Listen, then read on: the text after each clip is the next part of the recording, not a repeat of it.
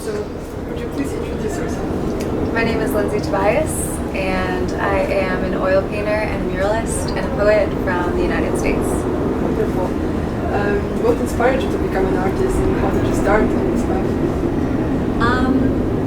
I was always one of those kids that needed to express themselves to an annoying degree, and I was always drawing and always painting. I feel like that for a lot of artists, that's their stories. Like, they always felt a need to take what is in front of them, repurpose it, and try and make it beautiful. And then I got really into it in middle and high school because I had a great teacher that took me under his wing. And when I went to college, I studied studio art at first, and then got really afraid of becoming a starving artist, and transferred, studied nutrition and dietetics, and went that route. And then art came crawling back into my life about 5 years ago when I just could not keep it pressed down. And now I have the opportunity of being a full-time artist, which is an absolute dream. And do you remember some earliest memory you have with concerning art? I do, because my sister is 5 years older than me, and she was in an art class, and I was maybe 6 years old at the time. So I wasn't, how you say, a connoisseur of art yet. And she had learned some new techniques in her class, and I was sketching next to her, and we both showed my grandma. And my grandma thought that my sister did a far better job than me, and she's like, I just feel like she's got it. Like, she's got it in her, and I don't know if that's really going to be your thing. And I think that was the chip on my shoulder that I needed to then, for the rest of my life, try and prove her wrong. She's actually been wildly supportive, and I miss her tremendously, but for some reason that sticks with me. Wonderful. And who or what influences your art the most today? I love this question because there's a multitude of answers. I feel like if you're looking for it, really every experience, every relationship that you have should be inspiring your art because it's inspiring you. And all your art is going to be an embodiment or a manifestation of the things that happen in your psycho mind. But for me, I focus a lot on themes of spirituality and religion and philosophy, and most of my paintings are trying to answer a question that maybe words aren't allowing me to. So it's me just like grappling with something, and it's not always in this negative wrestle, but sometimes it is a little bit of that. And I also really love how some of the great masters, they will have a lot of hidden meanings. Like Michelangelo in the Sistine Chapel, like, has just a bunch of funny things that only he would be able to see unless you really, really looked close. So I love having like little secrets in my paintings that really only I know about, and that keeps me going. Did it somehow change over time, or it was similar when it was influencing the questions and looking for the answers?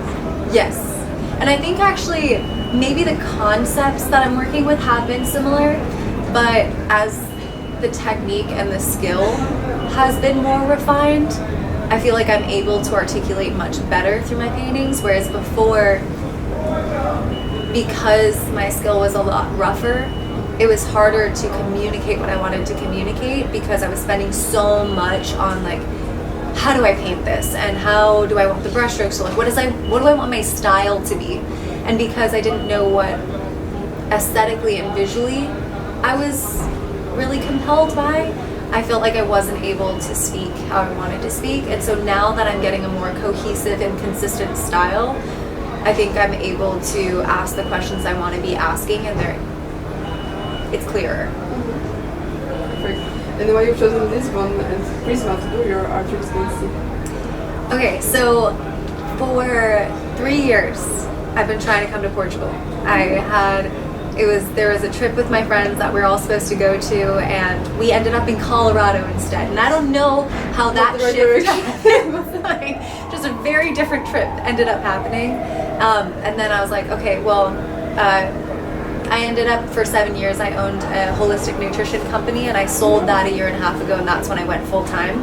And to celebrate that, we were like, we're going to Lisbon, we're going to Portugal, and then it just never happened. And so when I started thinking about doing a residency, the first thing I was like, what is happening in Lisbon, because that's where I want to be. And I got this residency, and I got another one in France, this like chateau that's riverside with like it's this pristine location. They're like, there will be zero distractions, like you just have you and your art. And while that sounds like a beautiful selling point to a lot of people, to me that was the last thing I wanted. I wanted to be inspired by something. I wanted to have new conversations, to meet different types of people. And the last thing I needed was more of my own mind, just quiet. Like, I have enough of that. As an artist, I spend most of my days in a studio alone, or as a muralist, I'm alone all day. So this idea of being able to be in a bustling city where there's just wild creativity, just like screaming from every corner, was so exciting to me. And it is. Like, we've been here for 2.5 weeks, and it's been every single bit as much as I'd hoped, of just inspiration everywhere. Perfect. And what was your first impression of PRISMA when you arrived? My first impression of PRISMA, well, it's so new. Like, where I am right now, there is a petition to paint over a 3-story mural that I have of this little girl holding flowers and donuts. The least offensive thing you could think of in the entire world. But it's because they want white walls everywhere. They want it to be very sterile. So coming from there to here, where everything is graffitied, humans have made their mark on every single crevice of this city. Like, it just was really hard for me not to be just smiling every second. Like, it just was like a little pep in my step. Yeah, it's just super creative space, and I think that I was like just very surprised by like how many artists had come before and made their mark. So yeah, I guess I would just say I was inspired. And how's the experience going so far? And how does it also inspire your work while you're here? The feedback that I'm getting is like the first piece that I'm working on is a piece called Coward. And I focus a lot with hands. Like, I am obsessed with hands. And originally, maybe I have like some complex where I just like have a chip on my shoulder all the time, because it was inspired by an art teacher that was like, you should maybe just like avoid painting hands so much, because it is the hardest to paint, and like maybe put it in the pockets or something like that. And I was like, I'll do you one better. I will only paint hands from here on out. Like, that became like my MO. But I think hands are really incredible because there's so much subtlety with hands. So like, if and the way they interact with one another, there's so much that our hands are saying that our mouths are not. Separate language. Yes, it's a reason we call like body language, or people speak with their hands or things like that. And like, to be able to create this image versus this, very slight differences, but like the way that the bones pull away from the tendons, from the muscles, like that's tension. That's how we visually acknowledge tension. I really wanted to be able to capture that in a way that's not someone just furrowing their brows and saying rage. Like, we get that, we understand that, but can we communicate that with the rest of our body? So anyway, that piece is called Coward. And what was your question? What was like, how's the experience going? The inspiration Yes. for PRISMA. So, that piece is called Coward.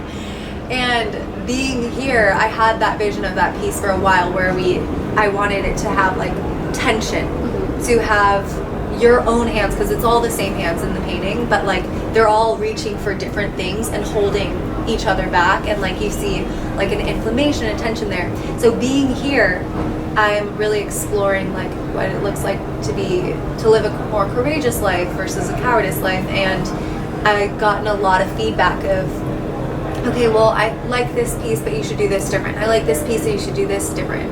And before coming here, really any feedback, I'd be like, oh yeah, I need to take that.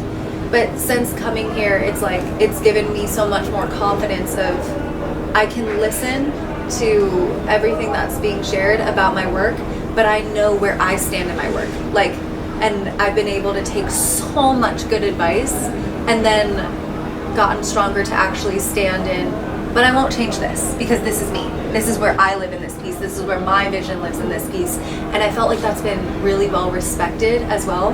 So that's what I wanted when I wanted to explore color and to get feedback from minds that I trusted, because where I live, it's not the most creative minds that I'm living next to. So I think that's really expanded my work since being here. Okay, so how is it to share the space with other artists? How do you also influence each other while working together?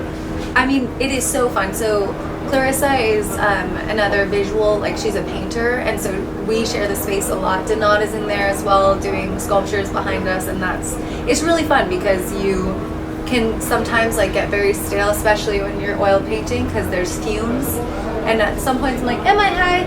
But like you kind of can step back and just see what other people are doing, and then get some feedback about your work. And like Clarissa, she's an abstract painter, and I'm only realism. Like the abstract concepts, I love looking at them, but my mind doesn't intuitively come up with abstractions. And so she's really pushed me out of my comfort zone and like given me new tools of like, hey, we can create the concept of stress, like for that cower painting. Like now on the side, it almost looks like there's like nail marks or claw marks into the background. And I would have never thought to do that, but like she's given me new tools that she uses, and then I've like pushed her in directions with her art. And so it's been very collaborative, which is so much fun. So I feel like all of us have really spoken into and listened to each other's feedback. Where do you think the art came from?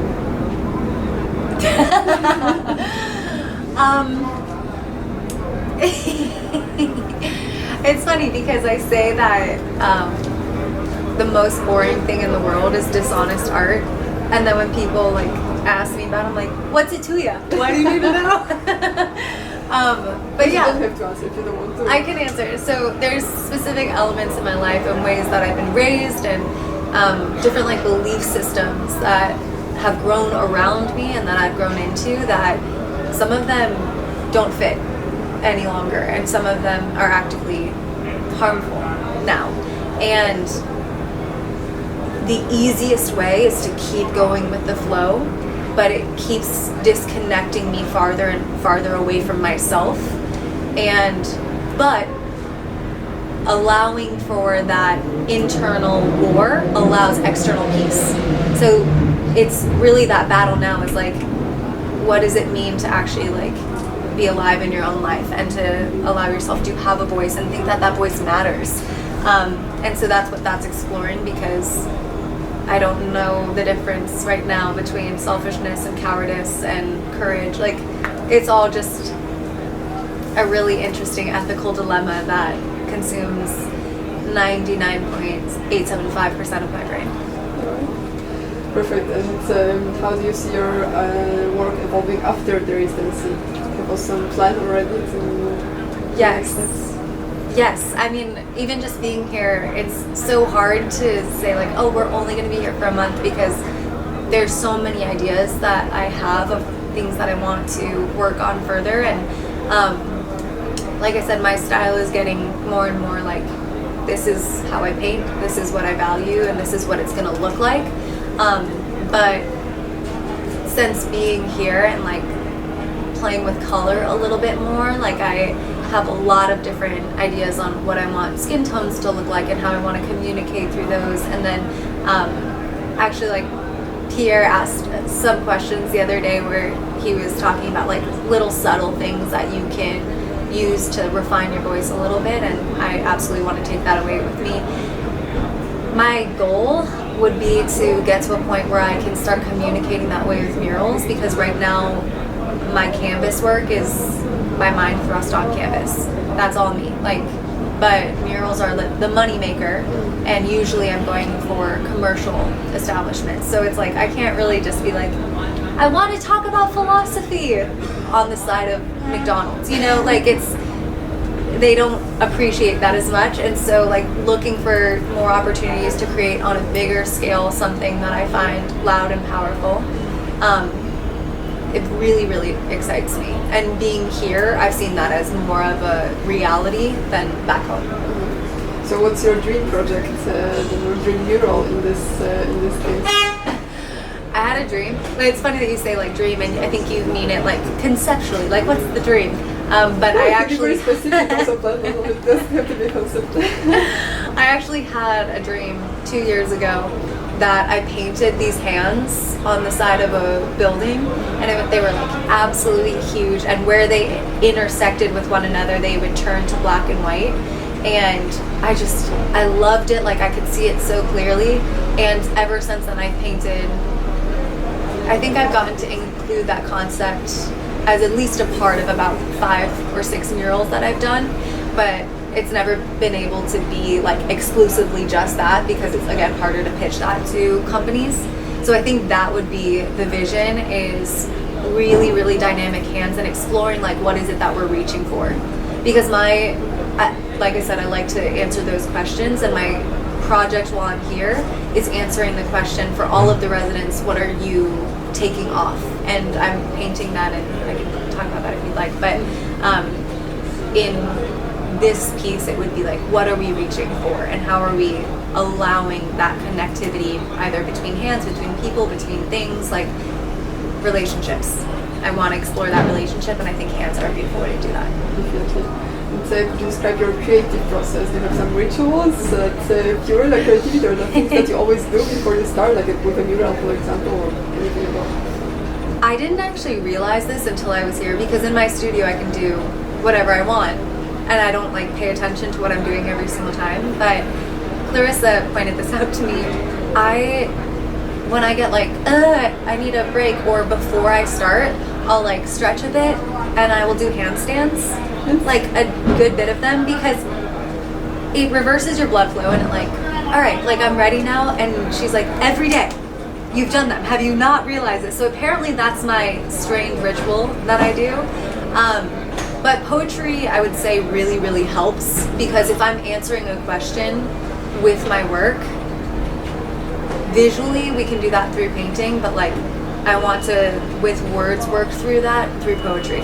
So before every single piece I will write 1 to 3 poems about it, and I would just allow my mind to kind of be looking for that everywhere I am through poetry, because again, poetry is just like oil painting with words. You're trying to take essentially what you would write in your journal, or what you're asking as like very dry thoughts, and you're giving them color, you're giving them like water, and trying to make your journal dance.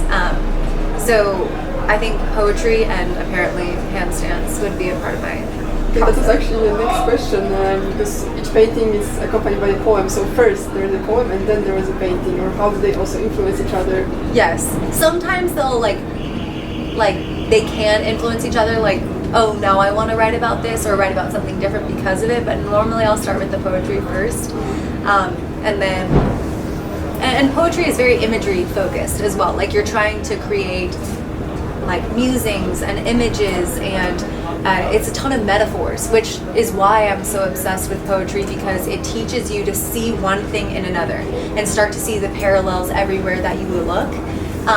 And so it usually does start with poetry, and then I'm going to try and create the image that I'm talking about through the painting.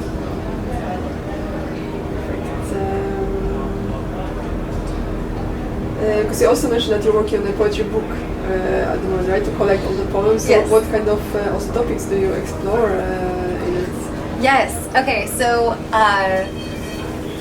religion, philosophy, sensuality. All of those are explored in there, and sometimes it really is just noticing.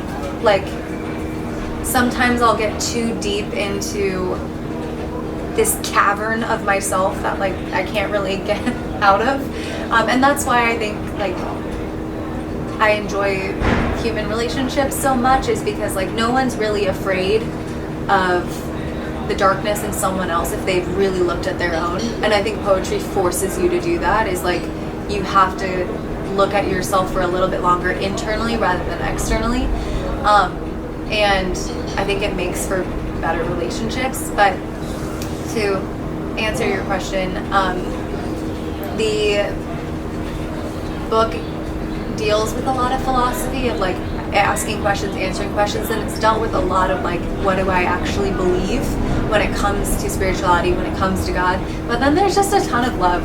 because really that is the root of everything. Like, I truly believe that every single poem, every single sentence that we say, it really does revolve around love, and not even love for another person, but like, if you look at poems about greed, it's like, I lust for something, I want something, I love something, and that something might be myself that I want to satisfy, but like even the grossest themes that we talk about are love or lack thereof. And so I think it'd be foolish to just be like, well, it's not all about love, because it is, but I put different names on it. Yeah, and so it comes to exploring these topics of spirituality, religion, sensuality, philosophy. So is it easier to use poetry or painting for that, or somehow do you feel it's symbiotic together? Or can you say one more time? Sorry. So basically, why do you think like either poetry or painting? What's the best way to explore these topics, or is it together? Or if I had to choose one, I think poetry, because poetry doesn't allow you to stop unless you want to not complete a poem. When you get to levels of discomfort in your mind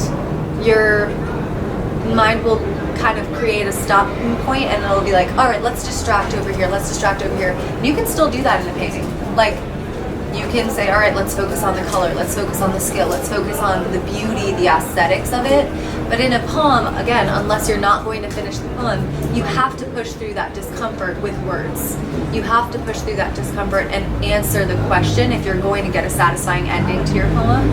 And like those last 2 lines of every poem where everything comes together, it's so satisfying. It feels like a puzzle, which is why it is like an addictive practice for me, because it's like, how do we get this to flow very beautifully and also mean exactly what I want it to say? Like, to say the most amount of things in the fewest amount of words, that's poetry. And to try and, again, make that really beautiful. But if I had to choose, I would choose poetry. And how do you combine sensuality with religion, with philosophy? It like naturally does kind of ooze out, and I was actually talking to Clarissa about this today, like, why do I always, like, I love flesh. like there's this carnality that I just am always drawn to, apparently.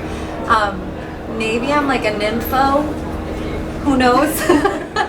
But like, also with religion, there's, for females, sensuality, sexuality is very, very pushed down. It's not something you talk about. It's not something that you're allowed to feel, allowed to have. So it's almost like a little bit of a protest to be like, I know that for a lot of artists, they like are able to just paint whatever they want. But for me, I'm like, if you really squint, there's a nipple there. And it's like, all hell breaks loose, literally. So for me, I think it's like a little bit of rebellion, and that like this is a part of life that I want to be able to explore a little bit more freely. And is there some piece that was some kind of particular breakthrough for you when it comes to exploring those topics of spirituality, for example? Yes. Okay, so there's this piece called Jacob, and in Genesis 23 there's this story of the angel of God fighting with Jacob, and it's like a pretty cheap shot. He like breaks his ankle, and then Jacob, and he changes his name, and Jacob has to walk in the story, has to walk for the rest of his life with a limp. And it's just like a reminder of the time that he wrestled with the angel of God. And I was like, well, that seems like pretty cheap, because obviously you'd win that, God. Like, you could just break his leg at any point. But that's how this entire season has felt, is like, I want this relationship with God or spirituality or higher power, but like, what does that even look like? And there's been this constant wrestle. So I painted this piece called Jacob, and there's 2 sets of hands behind this man who's like covering his own eyes, and then the other set of hands are like holding him, and you see with the fingers, like you see the skin being pressed in, you see the tension of the need of how they're holding. And then there's different divots on the painting where parts of the subject are blue, like his entire skin is blue, and then parts of it are skin toned. And in Hindu religions, deities are always represented with blue skin. And so the question that's being answered there is this idea of God covering my eyes and I'm the one holding myself and still like keeping myself together? Or am I covering my own eyes and this God is still holding me anyway? Like, which one is it? And so that was one of the first ways that I was like starting to explore that, and it was really, really helpful because so many people, because I had an exhibition where I explained the concept, and so many people that I didn't know were struggling with these concepts came forward and were like, all right, I don't belong in church, I don't even know what it is that I believe about God, but I want something bigger and I want to have a conversation with you. And I never would have had any of those conversations, and none of those people would have had even a reason to come up and share their story with me if it wasn't for that. And so that was like the first time where I was like, there's a voice here, like not even in me, but like within art, and there's something that I want to be talking about.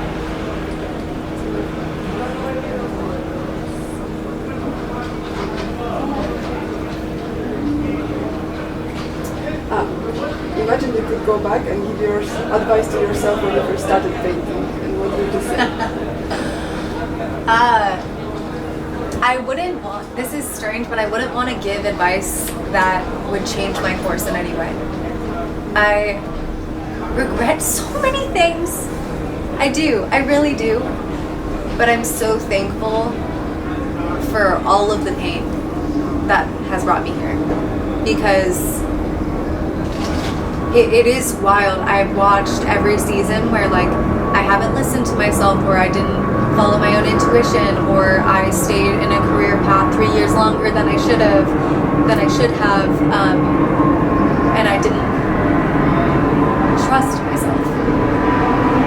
All of those, and like obviously a lot of external things happen as well that create a lot of pain, but like I watched all of that make me so much softer.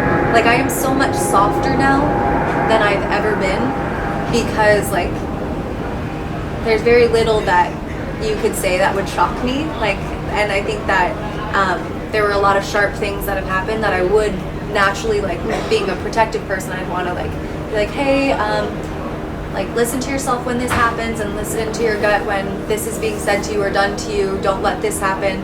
But at the same time, like I am thankful that I did respond to that sharpness with like getting softer and softer and softer, and I like that about me now. And so I don't know if I would change that. So if I had to give advice, I would just be like,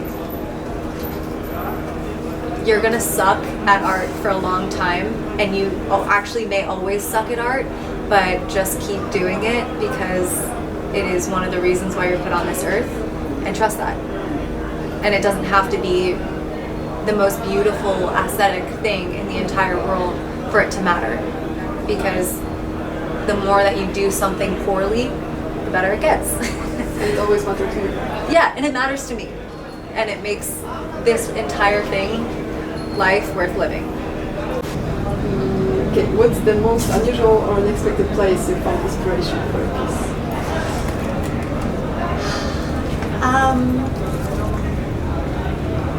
This is an incredible question.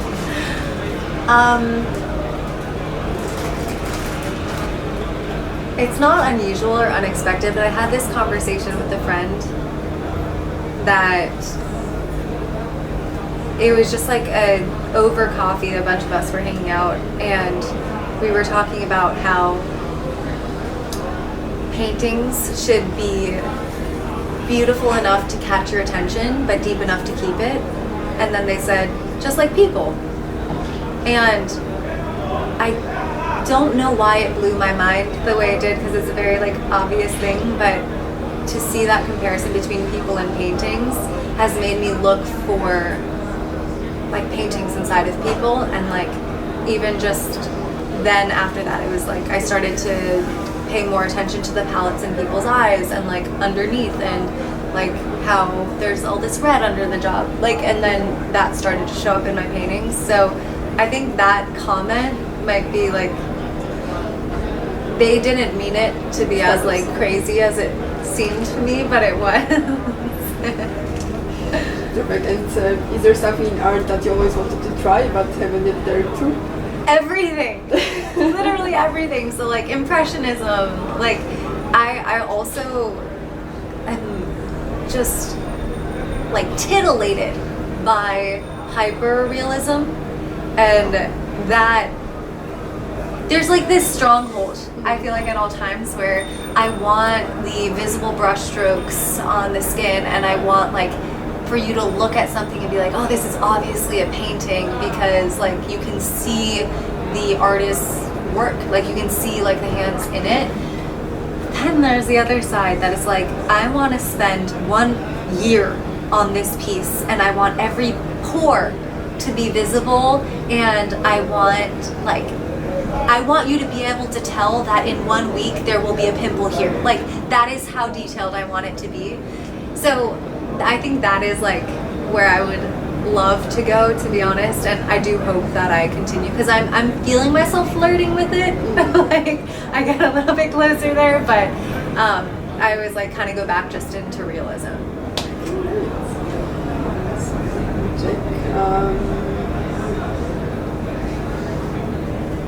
So your exploration of sexuality intersects with themes of philosophy and religion. In the cultural moment where bodies are both hyper-visible and hyper-politicized, how do you ensure your work doesn't reinforce objectification, but rather transcend it into deeper meaning?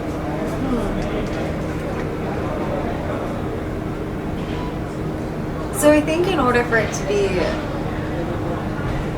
I think objectification is also an eye beholder. So you can have the same image of the same woman, and it's depending on who's looking at it. The same man, it's depending on who's looking at it. Like, I can be looking at you completely dressed the way that you are right now, and you're not trying to be like, I'm down to clown, I'm ready to, but like, I could look at you right now and absolutely objectify you, but that's me. That's not you in the way that you're presenting yourself. So I do think that there is an onus on the person viewing something, because, and this is interesting because even when I go back home and I will sketch like a nude or something like that, it's very upsetting to like the entire evangelical community or something like that, because when women are going to be so highly sexualized when they're like forbidden, and like there's no healthy outlets for sexuality. So really, because that is a part of humanity, like the only outlets are unhealthy sexuality. And so a shoulder like that was in church, you would get in trouble if your shoulder was showing or something like that. There's nothing innately sexual about my shoulder, but it's because everything is hypersexualized. So when I say that I go through themes of like sensuality, I'm not painting pornography or like anything like that but I will say, like, I'm also not going to button someone up to make sure that like this guy over here isn't drooling. I'm gonna say that this guy over here needs to actually start to understand how to look at women and how to see them as human beings as well.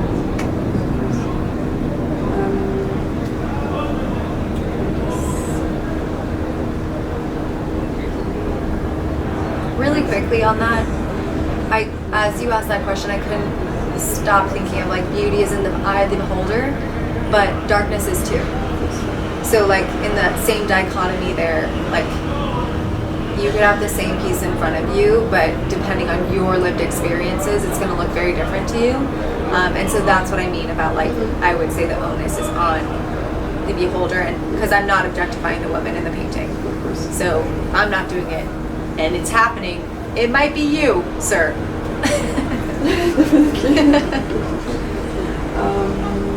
Does the monumental nature of a mural demand different ethical or philosophical consideration than your private canvas?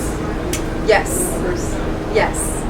Murals feel like I'm like dancing at like a party, whereas when I'm working on a canvas, it's like more like classical music will be playing versus like heavy metal. Like, and again, it's because it's like, it's more just play, because it's not so thought driven and thought provoking.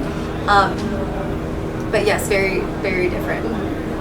And when working in Lisbon, the city of declared history of colonialism, religion and modernity, has your practice adapted or resisted adaptation to the socio-political and artistic currents of the region, and also represent rural culture? I would hope that it's adapted. I mean, I don't see like wild changes in my work in the last 2 weeks, but I'm trying as much as possible to be a sponge and to like hear all the things. And I've actually never been to a museum in my entire life, and I've been to 4 now, and I'm the person that no one wants to go to a museum with, because I will read every single plaque, like who was this person, what was their lived experience, and not even necessarily how can I learn from them, but like how can I just understand them. And so I'm trying to, I want my work to look different. That's why I came here, is because I don't want more of just my own thoughts. I want to be influenced, I want to be moved, and I want that to show through my work. But right now, I would say like with these pieces, I'm telling the stories of all the residents right now, but I don't know that I'm necessarily telling the entire story of Lisbon. Of course not. That's not required. Yeah, okay. So what was your first museum then? It was like, ooh, oh gosh, this is gonna be rough. Yes. Thank you so much. I also struggle at first. Yeah, like I could spell it for you, but my tongue isn't gonna be able to catch on. But yes, that one. It's a good first museum. It was. I loved it. Perfect. And you aim to make people think differently and find more of themselves in the perspective of another.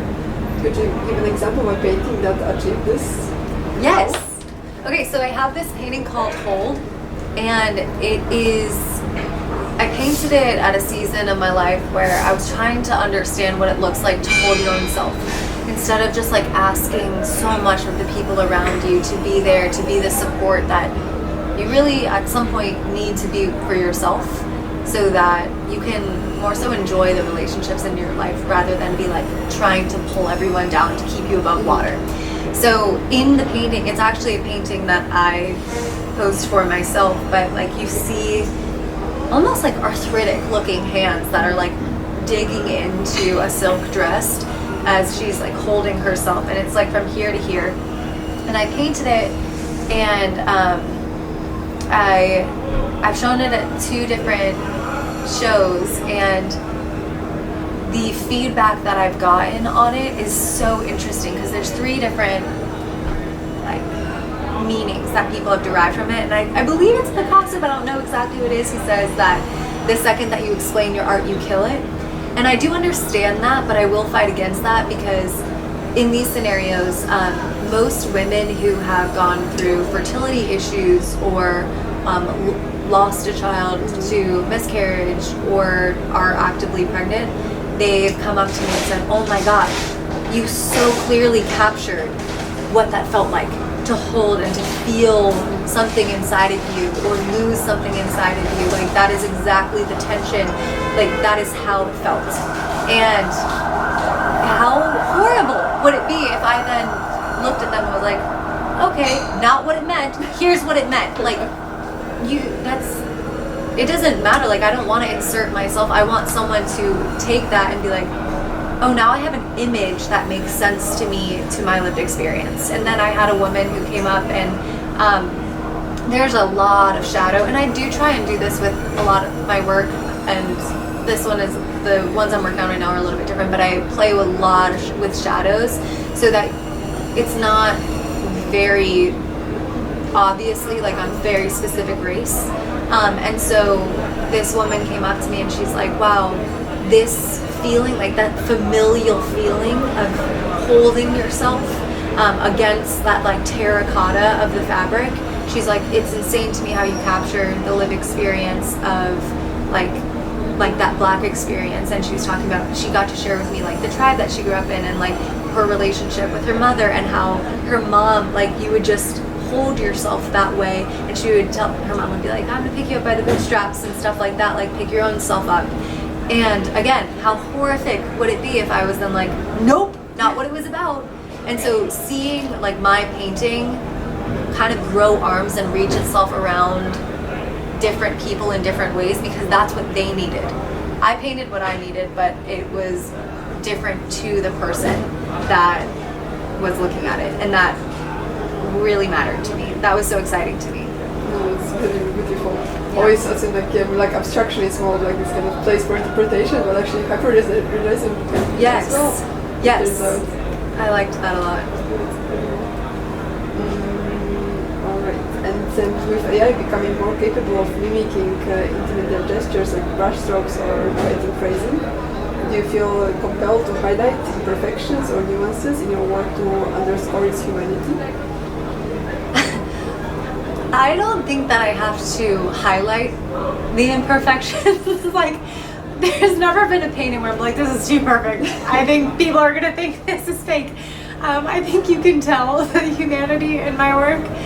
Like right now, for example, there's like an entire row of windows that are facing upward. So like, you can tell that a human, a very flawed, very imperfect human made my painting. So I don't think I'm ever gonna be like, oh, I need to go back on the perfection here, Linz. But I will say it is very scary, because especially when it comes to just like your average person that wants to buy art, like why would they buy something from me? And we were actually talking about this at the last show that I was at, and me and one of the other artists were discussing how it's being a conceptual based painter, we're banking on someone falling in love with like a very human mind, because AI is going to be able to create something more beautiful visually than I can, but they don't have my mind. And that's the thing, like you can then like plug in specific concepts and they'll be able to do whatever, but like we're still banking on the fact that people will love people, and people will, like humans will love human thought and human mind and like value that. And in 50 years that might not be the case, but right now we're gonna ride it as long as we possibly can to hope that like people fall in love with artists. Oh yeah, it's actually could AI-generated art ever be as emotional and intellectually evocative as a hand-painted canvas? In a way, it could evoke the same. I do think in a way, because everything in me wants to, like the correct answer is no, there's no way, no one can do it like humans can. But if you have a human prompting the AI, but they just are able to do it so much better than the hand can, and it's still the same concept and everything, hypothetically it could be. And I think that's where the big rival is not necessarily like AI generated art that's just like canvas, move, canvas, move. It's gonna be the ones where you take artists with great ideas and they have the upper hand because they use AI for the skill component. I think that's honestly what a bigger threat is because something that would take me 4 months, if they use the proper equipment, could take them 2 hours, and it would look better than mine. Same concept, same everything. So I think that is terrifying to me. But in Bendtsen, one of your works, and other works, hands are central to your exploration of identity and connection. As AI becomes increasingly capable of generating hyper-realistic depictions of hands, previous but diminishing weakness, how do you see this affecting the symbolic and technical weight of hands in art? Could this shift redefine the human touch in your work? For me, it won't. I think for a viewer, it could. Again, there's more competition and more options that they find themselves being able to buy or want to look at or hang in a museum. But like, I think that's where I keep coming back to is it's not going to change my desire of what I feel like I need to create. And so I'll still be painting hands the same way and constantly trying to find new ways to not just paint hands but paint everything. And they can play their game to the left. I'm going to stay in my lane to the right and go as fast as I humanly can.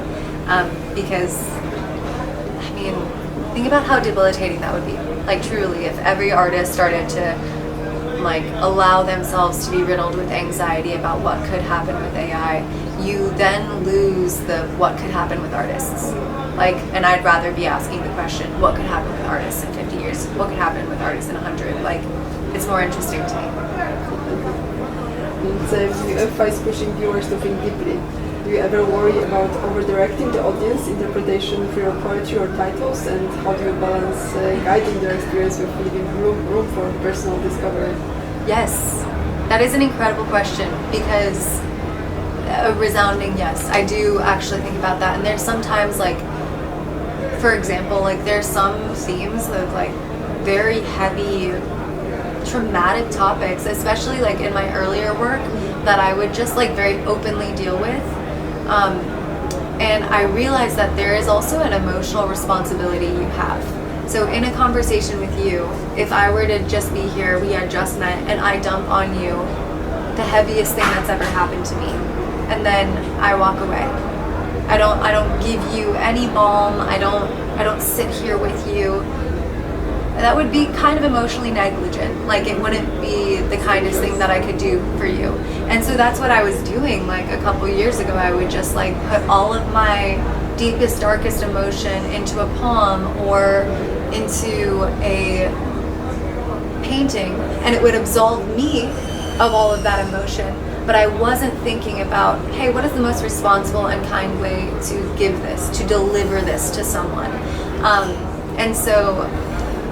And now I do try and actually like have a dance with it. It's not always going to be wrapped up in a silver bow, but like I want to have a conversation rather than an angry monologue.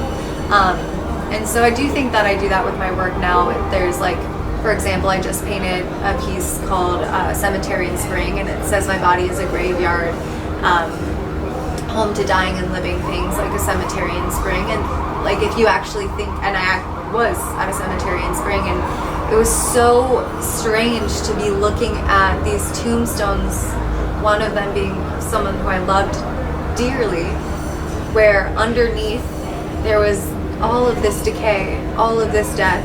And like in spring, there's things budding right next to it. There was like tulips that are coming to life, and it was almost like this frustrating juxtaposition. And so in this painting, there's this woman who has like flowers that are dead and alive all around her, and you see like, which was really fun to paint because you get to create all the crackles of like the dead flowers. But then you see like around her is like the vines, and they're like strangling a little bit, even though she still looks like she's all put together and everything, and it's around her neck and it's coming out of her mouth, but it's also beautiful. Like you're able to see something that kind of is a little bit sharp but is covered in honey, which now I'm saying that sounds like pretty diabolical, but I like to have that dance, and I think that that is, at least in art, it's the balance I've struck now, to be able to have both in a painting rather than just someone literally dying. Yes. And so what about there's like space for free interpretation when it comes to poetry that accompanies your painting? How do you approach this? Like, is there still some room for the viewers, as you mentioned, with the whole painting? Yeah. Was there poetry as well with this one? Yeah, and there's poetry to all of them. And I'll give you a quick example on that. I wrote a poem, it was a love poem, called Agoraphobic, and in the poem I talk about how being around this person makes me want to have a smaller house where there's this cramped table and our knees are having a conversation underneath that our mouths are not having, and for me, like, that sounded so beautiful. And I had someone respond to that painting or that poem, and they were like, I'm so sorry that you've gone through this. I know exactly how this feels. I just printed this out and put it on my mirror. And I was like, amazing. What did you hear? And they had said that like they were in this abusive relationship where they felt like they couldn't get away from them. And every part of their house was like them breathing down their neck, and like that lack of space was suffocating, not like not liberating. And so it was the same thing. I was like, keep that. If you needed someone to make you feel seen, please allow this poem to do that for you. And I think there is this really frustrating part about art that I'm still coming to grips with, where in order to be an artist, it is the agreement that you will be misunderstood. And you have to be okay with that, because you don't get the other side of the conversation. You get to say what you need to say, and then you're not there to vouch for, nope, that's not what I meant. You have to allow someone to take that in and feel whatever they need to feel, and then you're out. And so, yeah, I've gotten a lot more peace with the misunderstanding, but it is hard. And with that, with this place for misunderstanding, you still want to, like, what would you like people to notice maybe more about your work, or the most? Well, that's a great question.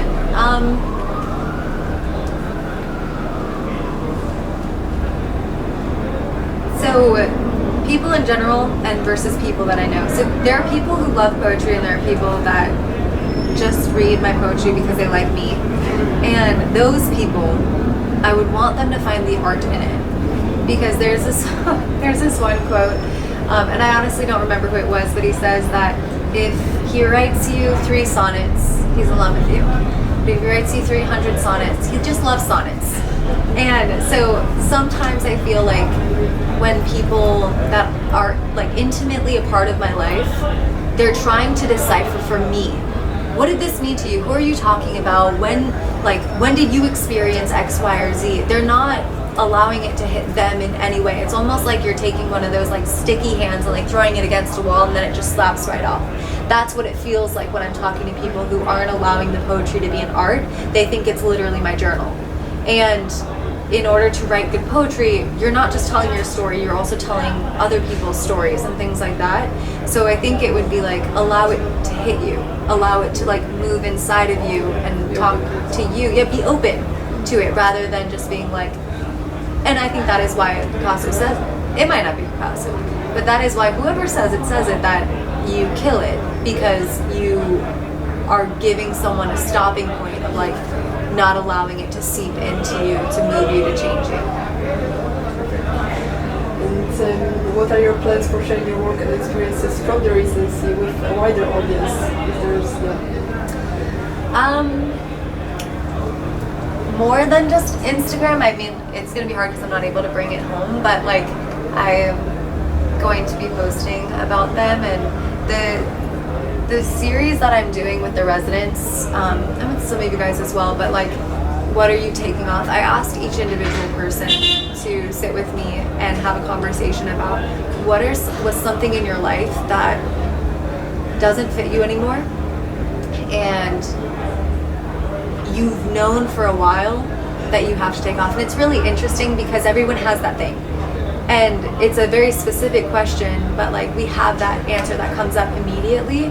And so first of all, it's created incredible conversations, but second of all, it's been really cool. And then we kind of personify that thing or embody that thing with two of the girls are taking a shirt off from the back, and you see like the tension and their movements and like what they're grabbing, and wherever they're grabbing it, I'm actually making black and white like seeping up, because that's the dead thing that is still like every time they touch that, it's still killing a little part of them. And then like Denard is taking off a ring, Sean is taking off his eyeglasses, and again for all different reasons. That's something I want to take home, because that's a conversation that like,